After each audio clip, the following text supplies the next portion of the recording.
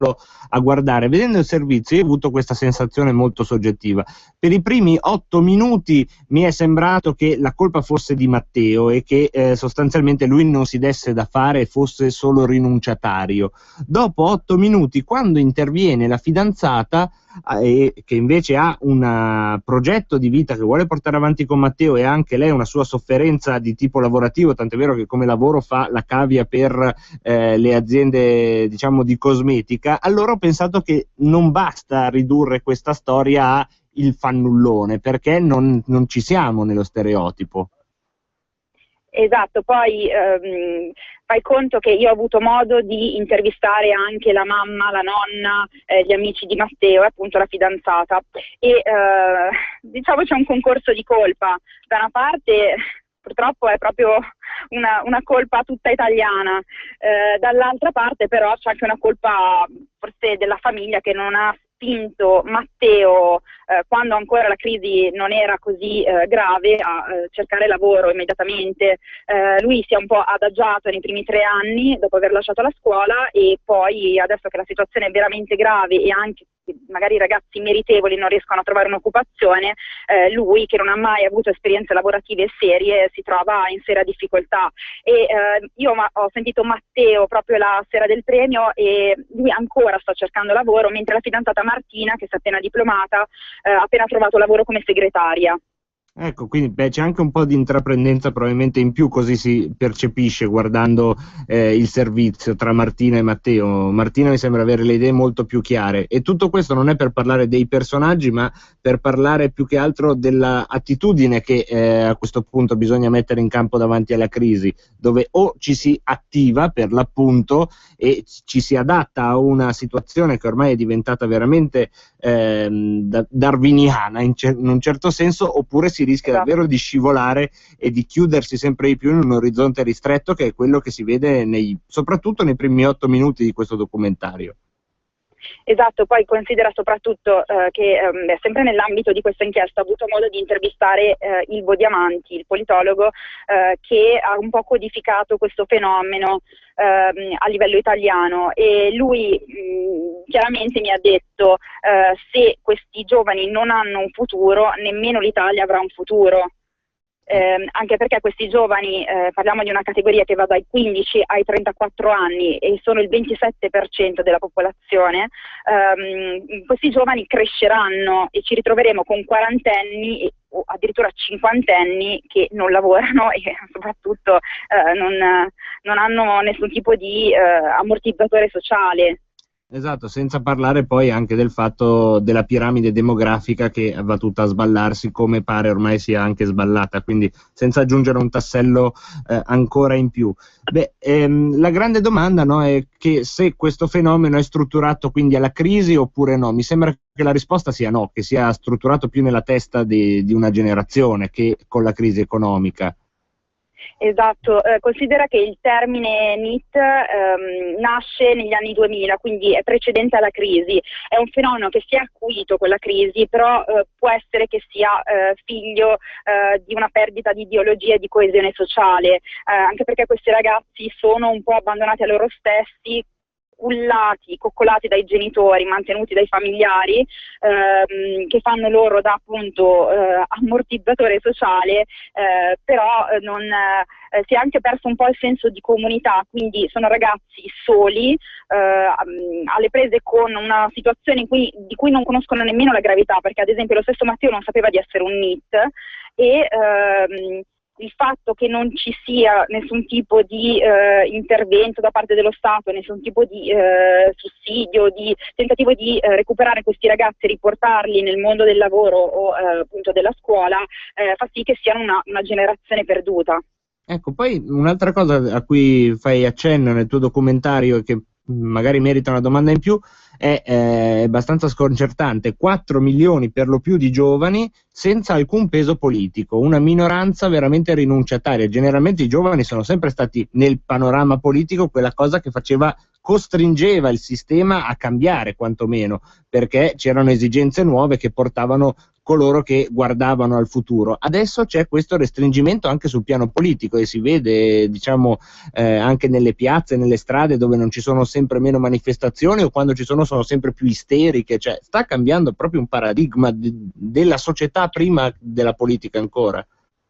Esatto, è una generazione che non ha voglia di ribellarsi alla generazione precedente, che è tra le cause del suo totale isolamento ed estraneamento dalla realtà, e questa è la cosa più inquietante.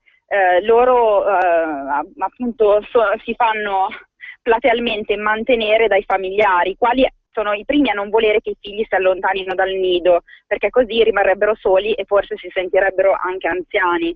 Certo, questa è una lettura, quella che hai fatto tu, poi ce n'è un'altra, se vuoi, che è la stessa, ma la guarda da un altro versante, che dice: sono talmente spaventati, perdonatemi la generalizzazione, i cinquantenni del tipo di mondo che si è creato ora, che hanno questo atteggiamento soffocatorio e protettivo che alla fine però è controproducente. Esattamente. Il caso specifico di Matteo è esemplare. Se la mamma e la nonna, al posto di appunto dare a Matteo una paghetta di 50 euro a settimana, l'avessero ad esempio coinvolto in un'attività lavorativa anche a conduzione familiare, oppure l'avrebbero proprio spedito fuori di casa o all'estero, lui a quest'ora non starebbe trascorrendo la sua esistenza tra divano, TV, PlayStation, videogiochi, eccetera. Quindi c'è proprio un concorso di colpa. Ecco, esatto, e poi anche hai fatto un bel ritratto adesso concludendo, no? Non è che trascorrono la giornata viaggiando per l'Europa suonando la chitarra, che tu puoi dire è un modo alternativo, ma almeno è proiettato verso una visione dinamica del mondo e di controcultura, no? Qui siamo assolutamente ripiegati sul divano, PlayStation e una rete sociale di amicizie molto debole, quasi da scuola superiore, diciamo, come qualità e quantità. Esattamente, i parchetti del quartiere, la compagnia di amici delle scuole elementari, delle scuole superiori, la fidanzata, la famiglia, e il mondo finisce lì per Matteo. Ecco, un'ultima domanda personale, Elena. Tu ovviamente hai un percorso di vita completamente diverso, ti fa essere una persona che nata, non si dice di una signora, però nell'83 hai già vinto un premio Ilaria Alpi, hai lavorato anche su campagne elettorali americane, insomma sei l'esatto opposto di Matteo. Quanto ti è stato difficile riuscire a parlare con questo mondo? Quanto è difficile, anche se siete più o meno della stessa generazione, riuscire poi a trovare un dialogo che non sia quello documentaristico da National Geographic, che infatti non traspare nel tuo prodotto? Ma in realtà è stato abbastanza semplice, perché io, essendo tra virgolette nata dal punto di vista giornalistico con la cronaca locale, sono sempre stata molto abituata a guardarmi intorno, a studiare proprio, a osservare la quotidianità.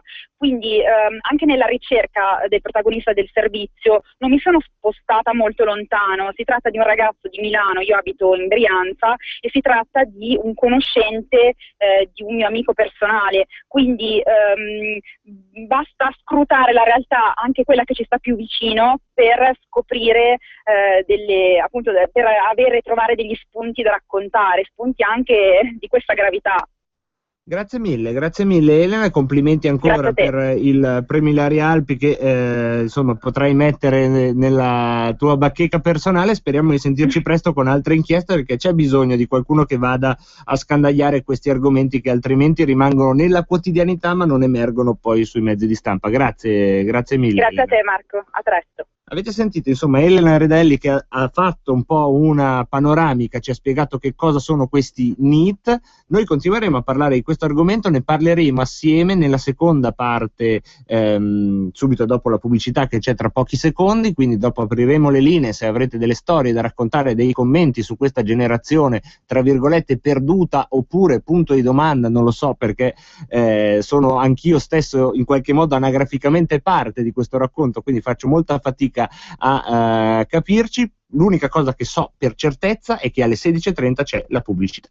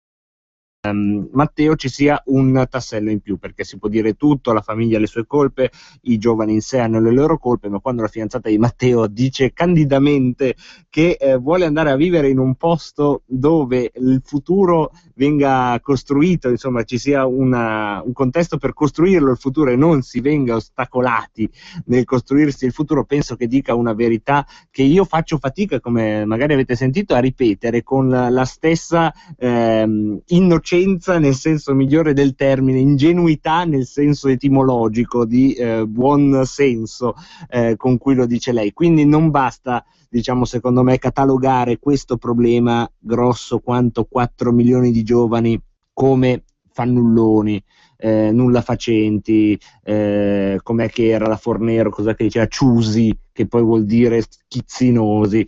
Ecco, io non penso che basti questo, c'è probabilmente anche questo, ma non basta questo. E prima di aprire le linee, intanto vi dico il numero per sentire un po' come la pensate voi, se avete delle storie da raccontare in questo senso, se avete un commento da fare, 0266 20 35 29, segnatevi il numero, tra poco apro le linee, 0266 20 35 29 per parlare di questo.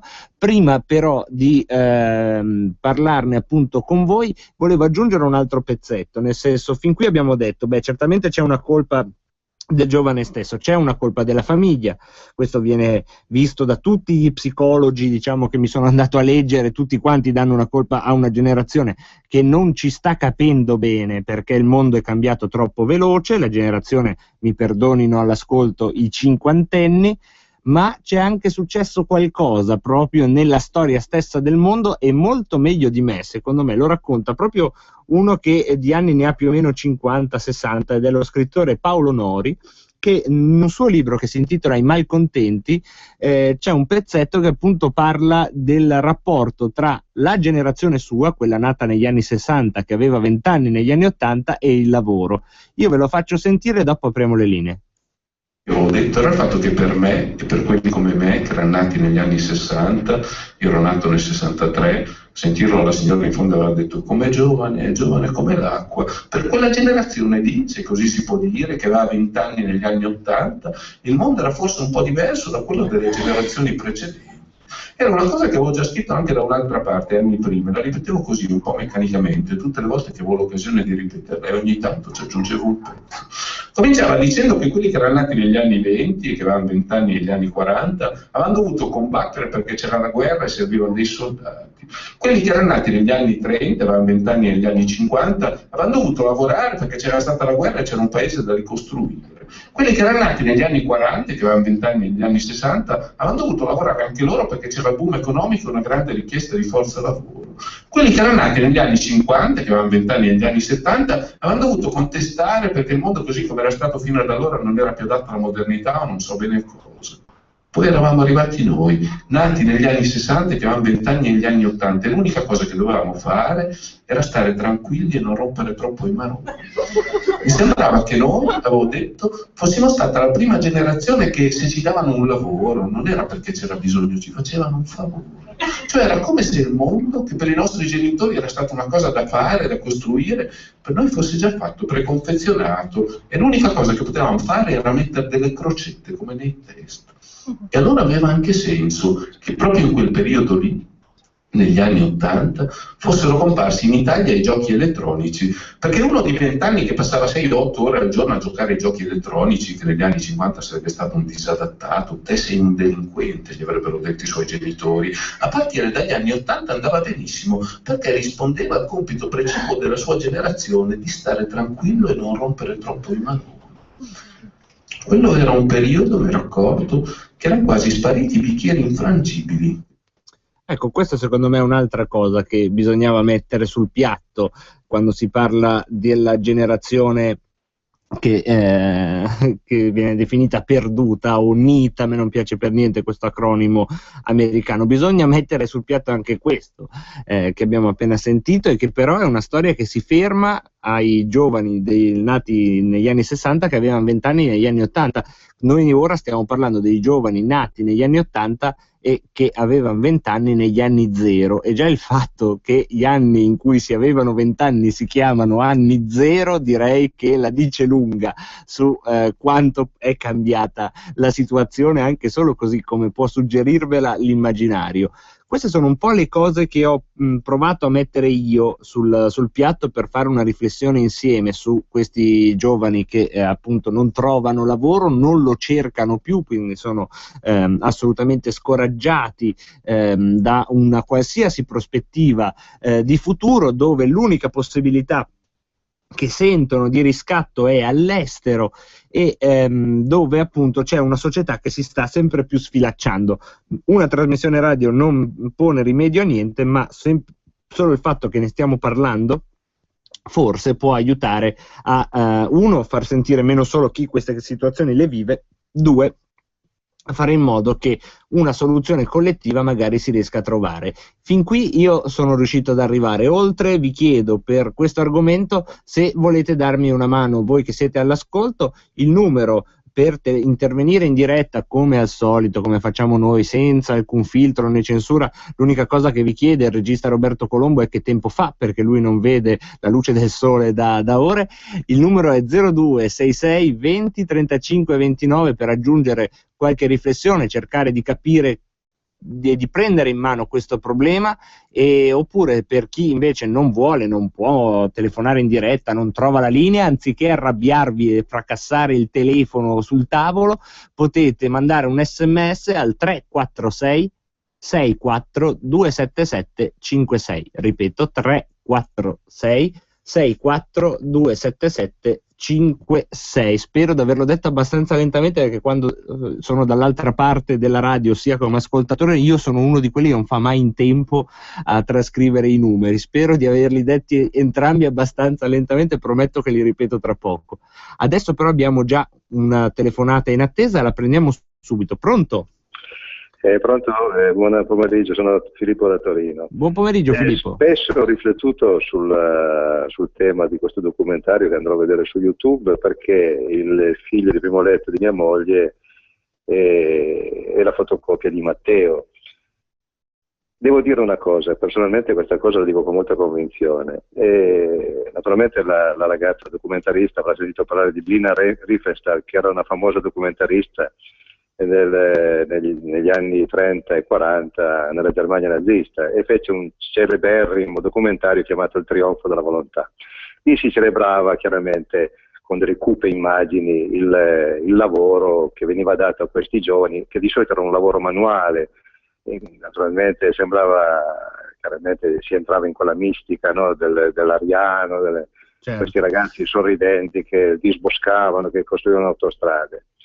Ecco, senza cadere in quegli eccessi, che poi sono chiaramente dei paesi totalitaristi, dove ci sono questi regimi, il nostro paese, lo dico proprio sinceramente, si è disinteressato, cioè la colpa è dello Stato, perché dove le famiglie, magari marito e moglie, lavoravano entrambi, casa bella, soldi, siamo negli anni 80, quindi i ragazzi lasciati a se stessi, quindi lo Stato, molti, per quelli che non avevano ambizioni personali, quelli che nascevano con questo carattere come il Matteo, fotocopie del Matteo sono 4 milioni in tutta Italia, i ciusi, come li chiamano, i bamboccioni, e adesso ci ritroviamo una generazione di quasi quarantenni che non sanno cosa fare perché lo Stato se ne è disinteressato. Naturalmente, poi concludo, quando lo Stato si interessa, entra nella vita privata, diventa uno Stato di destra, uno Stato un po' paternalista, no? Ho capito. E quindi però io dico una cosa, forse il male è peggiore della cura, perché adesso noi ci ritroviamo queste persone, concludo perché la radio è preziosa per tutti, e adesso è un problema che chiaramente, come ha detto lei giustamente, e con questo io veramente le faccio un elogio, ha detto viene rimosso. Arrivederci, ascolti. Arrivederci, grazie mille Filippo. Abbiamo a stretto giro subito un'altra telefonata. Pronto? Pronto? Sì, ciao, sei in onda. Ciao, sono Ennio da Sassari. Ciao Ennio. Ciao, allora se vuoi un apporto c'è il mio personale qui che ti posso dare.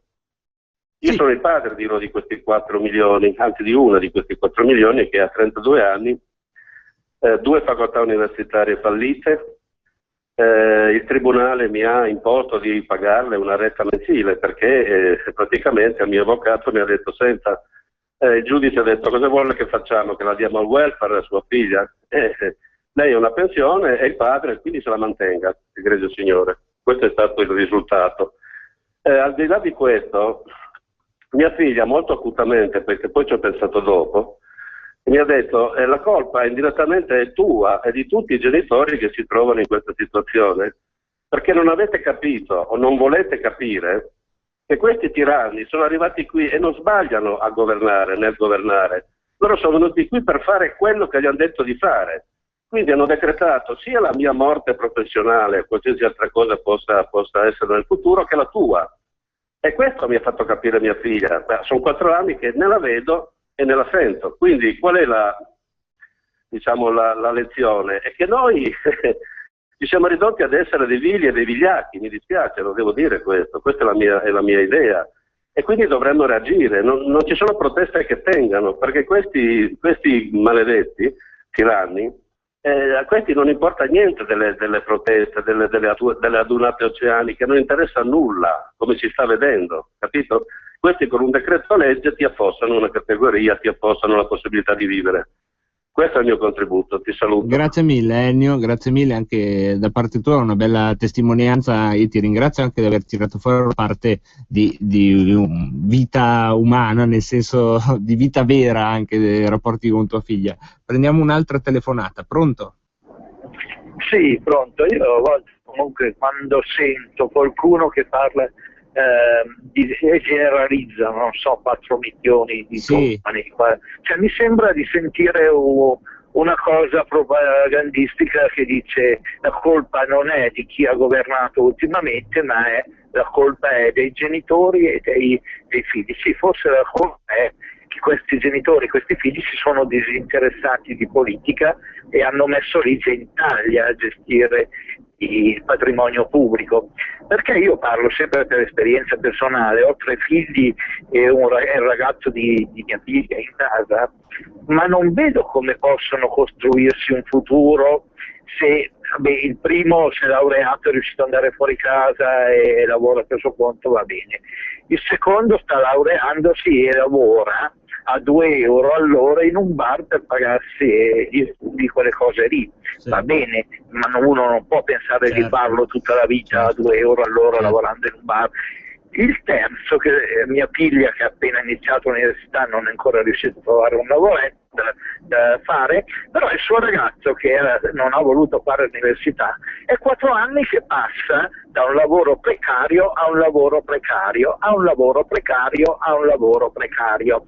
Ma l'ultimo lavoro precario che ha trovato è in una fabbrica famosa di cui non posso fare il nome perché mi sembra ingiusto, non è l'unica, ma in cui lui lavora 8 ore al giorno come gli altri, sta facendo lo stage, è 6 mesi che sta facendo lo stage, lavora 8 ore al giorno a sgobbare come tutti gli altri, è chiaramente non un lavoro di ufficio, e alla fine del mese, udite, gli altri prendono uno stipendio normale e invece porta a casa 500 euro, che sono esattamente 3 euro all'ora. Questi sono i grandi lavori che i nostri governanti ci vogliono proporre anche per il futuro.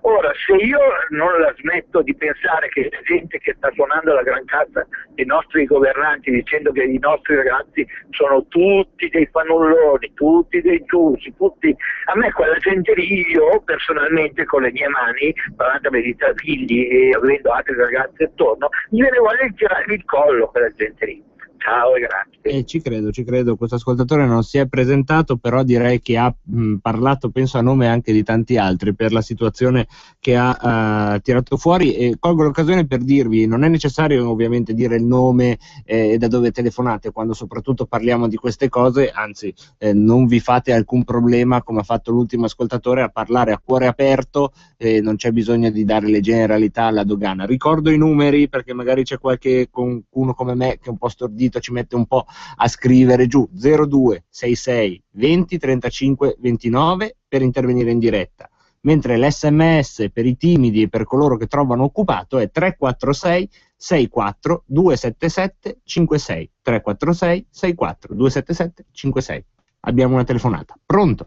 Salve, Locate di Milano. Buongiorno. Salve.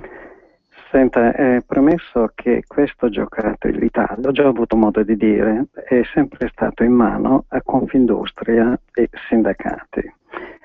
E diciamo che tutto ha avuto origine, a mio parere, da quando hanno cominciato a distruggere il potere d'acquisto e che eravamo leader di produzione pro capite, cioè battavamo anche i giapponesi nel 1990, ok? Ecco, che bisogno c'era di toccare la scala mobile? Ma questo senza dubbio. Scusi se la interrompo, le chiedo solo una cosa, però cerchiamo di stare proprio alle condizioni attuali. Secondo lei, al netto delle cause che ci sono tutte, e la ringrazio di averle ricordate, al netto però della situazione attuale, quali sono i motivi che mettono questi giovani nella condizione di non cercare più lavoro e di stare tutto il giorno sul divano, e soprattutto quali potrebbero essere, se secondo lei ci sono, e sarebbe interessante se ne riuscissimo a trovare insieme, quelle vie per uscire da questa situazione di veramente depressione come malattia infettiva e contagiosa che c'è in questo momento in Italia. Mi scusi se la... No, prego. Guardi, le di motivazione ce ne sono diverse e credo anche abbastanza semplici e chiare. Provo a citarne qualcuno. Tutte queste flessibilità non sono altro che speculazioni. E poi c'è questo cambio che ci mette tutti al muro, cioè matematico. Cioè praticamente il lavoro va via perché costa di meno altrove, cioè noi siamo nella peggiore condizione.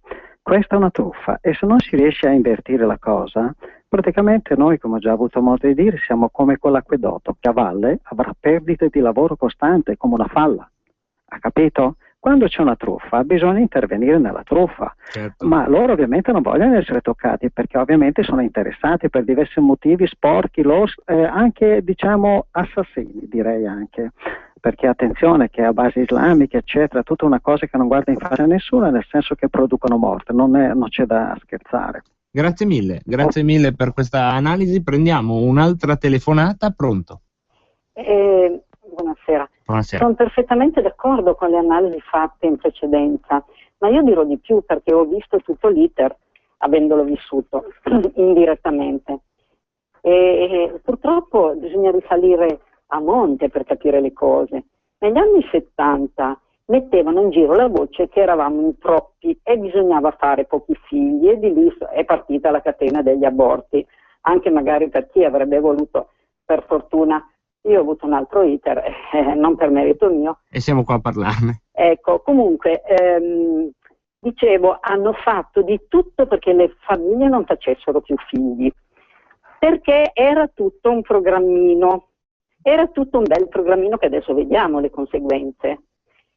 E gli idioti nel telegiornale dicono che i nostri non fanno più figli e quindi per fortuna che ci sono i figli degli immigrati. Sì, certo, questa è... E io gli dico, ma imbecille che non sei altro, ma non capisci che tra un po' ti daranno un bel calcetto negli stinchi. A me è un po' la prospettiva che secondo me aveva il tirannosauro quando ha visto che insomma i suoi si stavano estinguendo e diceva però che carini questi piccoli roditori che erediteranno la terra, e poi però il tirannosauro gli è andata male, insomma, non è qui a vedere questa situazione. Si sono messi anche gli idioti a propagandare le droghe leggere, per cui la mente dei ragazzi, perché i ragazzi si capisce ogni novità, magari, ecco, quello secondo me, che sono ignorante e sono tanto giovane, quello ha prodotto un clima molto brutto, cioè questi qui hanno fatto in modo che la gente non facesse più figli, che i ragazzi fossero invasi dalle droghe, per cui la mente non fosse più tanto lucida, e la conseguenza è questa qui. Non c'è da andare tanto lontano. E come fare? Io non so, guardi, e per di più hanno tolto il servizio militare, che per quanto potesse servire a poco, qualcosa serviva per dare una scossa. Va bene, grazie alla nostra ascoltatrice, insomma vale un po' tutto. Io vi do un ultimo tassello prima di prendere le altre vostre telefonate, e che fa parte un po' di quella ricognizione tra vari psicologi che ho sentito oggi pomeriggio su questo argomento. Nessuno è veramente molto capace di prenderlo ancora in modo organico. L'unico è Luigi Delia, che ha un blog dove tratta diffusamente questa scommessa scomparsa dell'età adulta, e lui ha messo giù, diciamo, un profilo di questo ragazzo scoraggiato del NEET, per usare la parola della neolingua, in cui dice: beh, il primo punto è che non mostra disagio consapevole e diretto per la sua condizione di mancanza di autonomia, cioè c'è una rassegnazione sia nella mancanza di autonomia sia nella mancanza di progettualità esistenziale.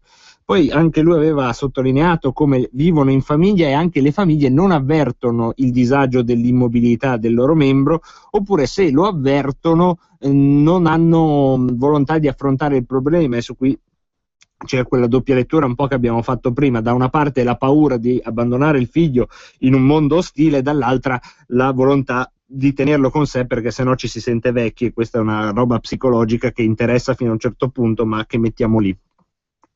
Attenzione, non immaginiamo che questa sia la storia di famiglie povere, perché questa è una condizione che riguarda in modo molto trasversale le classi sociali, perché ci sono giovani, diciamo, NEET che, come quello che abbiamo sentito prima, Matteo, della periferia di Milano, ma in questo esatto momento magari ce ne sono dello stesso tipo che sono emigrati a Londra ma non stanno facendo niente a Londra, stanno usando i soldi dei genitori per stare su un divano a Londra, dove sei fuori da un controllo sociale ma sei comunque all'interno di una nulla facenza organizzata.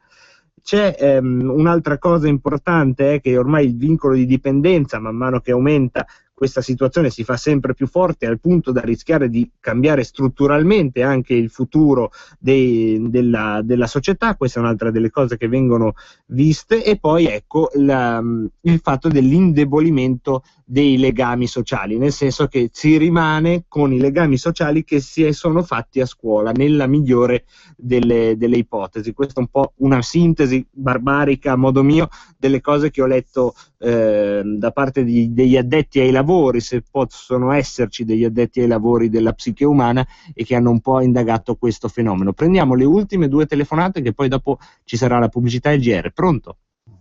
Pronto? È la mia volta? Come si dice? Pronto? Pronto, mi sentite? Sì, sei in onda. Allora, telefono da Torino. Sì, praticamente il quadro che avete dipinto voi, radioascoltatori, è completo.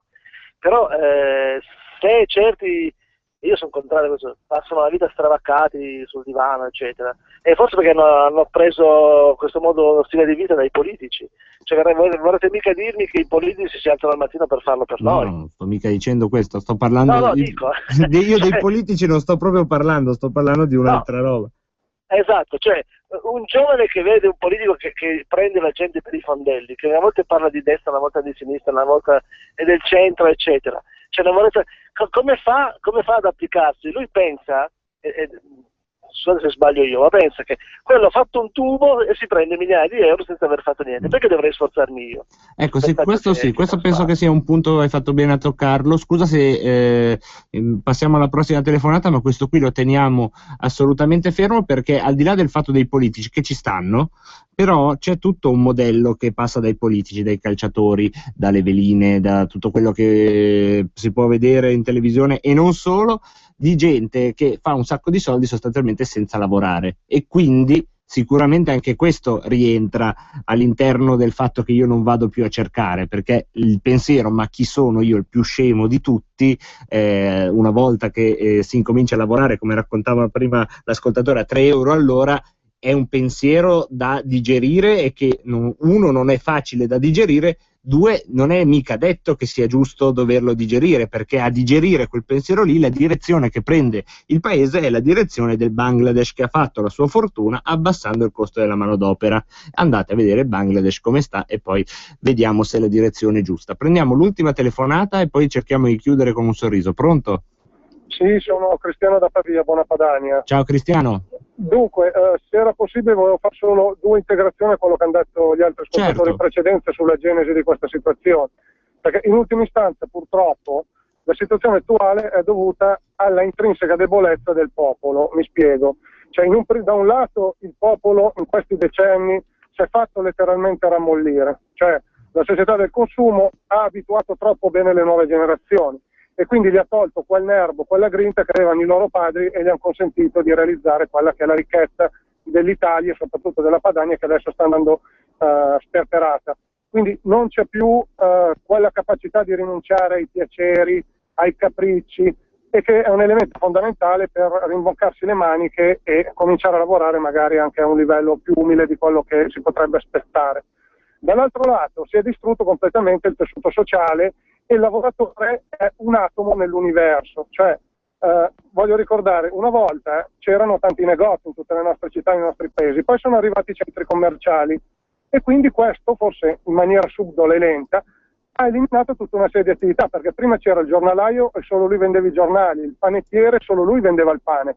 Tutto questo ha desertificato il tessuto sociale, per non parlare poi del fatto che non esistono più tutele per i lavoratori, i sindacati sono delle ombre. Questo perché? Perché la gente ha voluto sempre dare fiducia ai partiti moderati, ok? Perché questi partiti moderati con la moderazione l'hanno messo in quel posto al posto. Cioè moderatamente si può metterlo in quel posto. Quei partiti invece che dicevano state attenti, occhio alle liberalizzazioni, occhio a aprire a commerci internazionali, attenzione, no, quelli sono i retrogradi, sono gli xenofobi, sono gli intolleranti, e allora sembrava che dare il voto a questi partiti ci cadeva nella barbarie. Allora il popolo oggi non si deve lamentare se ha una società mondializzata, atomizzata. Sono d'accordo, Cristiano. L'unico problema, scusami se chiudiamo la telefonata, è che il popolo siamo anche io e te, altrimenti anch'io sarei perfettamente d'accordo con il nostro amico da Pavia, che per il resto ha fatto un'analisi che sinceramente mi sento di sottolineare al volo. Se ho troncato la telefonata è perché ci tenevo però a chiudere prima delle 17 con un piccolo sorriso, perché voi sapete uno dei grossi problemi è quello dell'esperienza, nel senso non ti danno lavoro se non hai esperienza, e tu l'esperienza però la fai lavorando, e questo è un problema che si pone a tutti i colloqui di lavoro. Allora io vi faccio sentire 2 minuti di un colloquio di lavoro nella storia della cinematografia, e non c'è neanche bisogno, penso, di presentazioni, perché secondo me lo riconoscete al volo. Va bene. Dunque, allora, questo è il contratto base di una polizza totale che prevede ogni tipo di infortunio. Sì. Questa è la penna, lei deve venire a casa mia e convincermi a firmare. Prego. A che ora ci vediamo? Dove? A casa sua, non mi ha invitato a casa sua. Ma era un esempio, semplicemente un esempio, si sieda, anzi si accomodi più vicino, venga, si accomodi avanti, qua, venga qui, perfetto. Dunque, lei è arrivato a casa mia. Tring. Cos'è? Il campanello di casa sua. Ma... ho capito, lei è l'altro tipo, quello che fa Dling-Dong. Vuole che faccia Dling-Dong, io faccio Dling-Dong. Ma non c'entra il campanello, vada avanti, avanti. E questo cos'è? È la porta di casa sua, cigola molto, bisogna metterci un po' d'olio. Oh, che meraviglia! Quadri d'autore, mobili antichi, argenteria. È tutta roba sua, l'ha ereditato, complimenti. Certo che se qui viene un ladro si becca tutto, ma lei se ne frega perché ha già messo una firmetta qui e l'assicurazione la disattiva. Perfetto allarme elettronico a prova di ladro. Nessuno può entrare in casa mia. Cade un fulmine sulla casa. Può succedere, è capitato un mio vicino, gli si è bruciata tutta la cascina, ma lei se ne frega perché avendo firmato qua l'assicurazione... Io non ho cascina, ma ho il parafulmine. Allora, la cameriera ha messo la cera, lei rientra, scivola, si rompe 2 costole e siccome pesa molto, buca il pavimento, rovina tutto l'appartamento di sopra. Io ho la moquette e non scivolo. Cade un mozzicone, si incende la moquette e brucia tutta la casa, no? Non fumo. Il suo cane uccide il gatto del vicino, ma lei se ne frega perché con i soldi dell'assicurazione compra il coniglio. Non ho cani. Il bambino con la palla rompe un vetro? Non ho figli. Sua moglie... No. Non ha moglie? No. Non l'ha trovata della sua misura? Vabbè, allora sono fregato. Sì, a questo punto è fregato. Vediamo cosa fa. A questo punto prendo la polizza e qua scrivo che lei non ha voluto assicurarsi.